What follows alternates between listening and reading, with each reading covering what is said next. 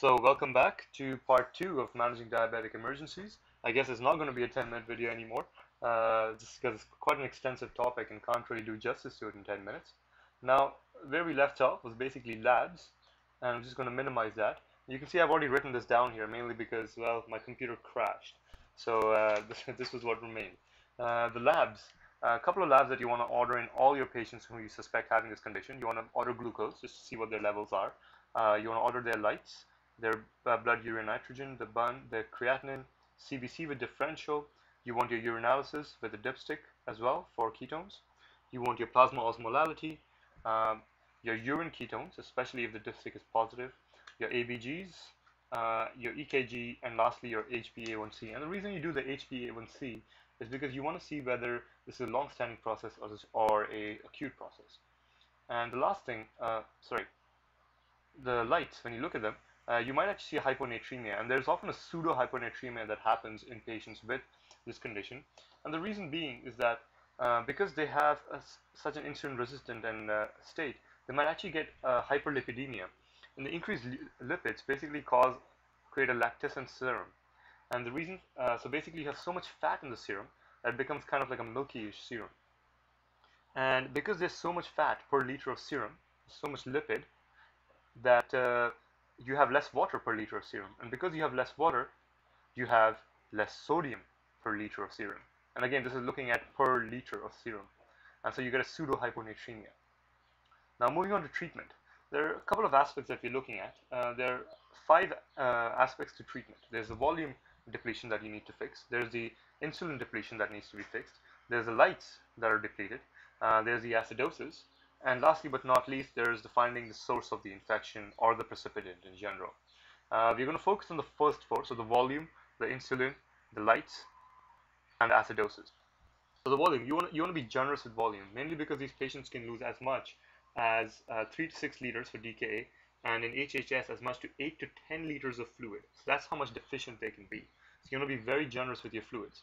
That being said, there is such a thing as being too generous. If you give too much, you might cause cerebral edema. So to start things off, you want to give 1 to 2 liters of fluid in the first hour, and then you want to look at their sodium serum. Serum concentration of sodium. If the serum concentration of sodium is high or normal, you want to switch to half normal saline with D5. Actually, I'm sorry, you just switch to half normal saline, and you give it at 4 to 14 milliliters per kilogram. And if their serum sodium is low, you give them you continue with the normal saline, normal saline, and you give it at 4 to 14 mils per kilogram as well. And of course, you keep giving this either of these solutions until their blood glucose comes back.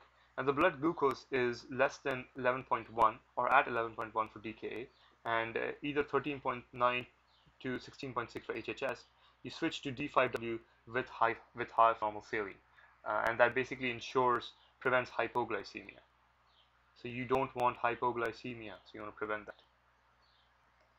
Now insulin, if their potassium is less than 3.3, you do not give them insulin, okay, because you're just going to make them hypokalemic and probably cause an arrhythmia and make them worse. If their potassium is normal or high, you can give them a 0.1 unit per kilogram bolus of insulin R, this is short-acting insulin, and follow that up with IV insulin at 0.1 unit per kilogram as maintenance. And looking at the lights, and you want to continue with this dosage of insulin until their blood glucose reaches either this level for DKA or this one for HHS. So those two numbers, these are numbers that you kind of want to remember. And of course, when they do reach these numbers, you can switch into sub-Q insulin. Now, key thing to note is that when making the switch, you want to overlap by at least an hour. And I might be referring to this later as well. You overlap by at least an hour. And the reason for that is that it takes an hour for the sub-Q insulin to kick in. So say you shut off the IV insulin and you started them at sub-Q at the same time. There's a 1 hour period where they're not receiving any insulin and they might become hyperglycemic. So what you do is you keep them on the IV, you give them sub-Q, you wait an hour, and then you remove the IV insulin. Moving back up and looking at the lights, if their potassium is less than 3.3, you give them 20 milliequivalents per liter of potassium, per liter of fluid, and you hold the insulin. If their potassium is in the normal range, between 3.3 to 5.3, You do the same thing. You give them 20 to 30 milliequivalents per liter of KCl per liter of fluid, but you also give them the insulin. Now, if their potassium is high, greater than 5.3, you basically don't give them any KCl. You give them insulin straight away, and you check it every 2 hours. Looking at the acidosis aspect of things, if the pH is less than 6.9, only then you need to treat it, and you treat it with bicarb. Otherwise, you basically don't treat it. Now, looking at complications, complications can be things such as decreased glucose, hypoglycemia, ARDS, DVT, PE, so coagulopathies, cerebral edema, and of course your increased volume.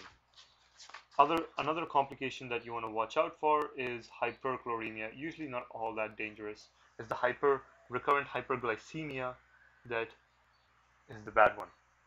Now, when do you decide to stop treatment for this emergency? Well, you switch to IV insulin. And you make that switch from IV to sub-Q insulin, as explained above. When the plasma osmolality goes less than 11.1 and 13.3 to 16.7, that's another indicator that you can stop. The anion gap resolves, another indicator. When the bicarb starts rising again, another good sign. And when the venous pH also starts rising, a great sign as well. So you're monitoring a bunch of things here: serum plasma osmolality, the anion gap, the bicarb level, and the venous pH. And when these start normalizing, you make the switch from IV insulin to sub-Q insulin. And you see how the patient does. And when they're doing well, they're ready to be discharged. Well, I hope you enjoyed that. If you have any suggestions for improvement, any ideas, feel free to drop me a line at bharatbahl@gmail.com. And I'm looking forward to hearing from you. Thanks, and take care.